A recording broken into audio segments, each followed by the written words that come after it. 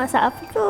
Sawadika. Jom hari ni kita masak tom yam ke-6 kon atau bahasa yang mudah kita faham iaitu tom yam ayam lemak berkrim. Rasa yang masam, lemak, pedas dan umami memang sedap. Semua mula kita masukkan air dalam 1 liter. Masukkan 2 batang serai, 2 inci lengkuas, 6 biji bawang putih, 3 akar daun ketumbar, cili padi ikut kepedasan. Semua bahan ini kita ketuk dulu. Dan mendidih kita masukkan 3 sudu tom yam paste, 2 sudu cili paste. Kacaukan ke semua bahan sampai sebati. Lepas tu kita boleh masukkan ayam. Masakkan sampai ia mendidih. Masukkan 5 helai daun lima purus, 1 biji bawang holland, perasakan dengan garam secukup rasa. Kalau nak letak sos ikan pun boleh. Bila ayam dah nak masak, masukkan sayur, yang ni saya gunakan carrot dan brokoli. Untuk lebih rasa umami, saya masukkan mix of cendawan, yang ni saya gunakan kiam oyster, shimeji dan enoki. Bila rasa semua dah masak, masukkan tomato dan kita perahkan limau. Kacaukan sebati, lepas tu kita boleh tutup api. Akhir sekali kita tuangkan susu cair untuk bagi rasa creamy dan masukkan irisan daun ketumbar. Kacaukan sampai ke semua rasa sebati. Bila rasa semua dah balance, makanan siap untuk dihidangkan. Sialan menu kita hari ini, tom yam 6 kon. Rasa yang sangat balance, setiap sudu ada gabungan rasa masam, lemak berkrim, pedas dan umami.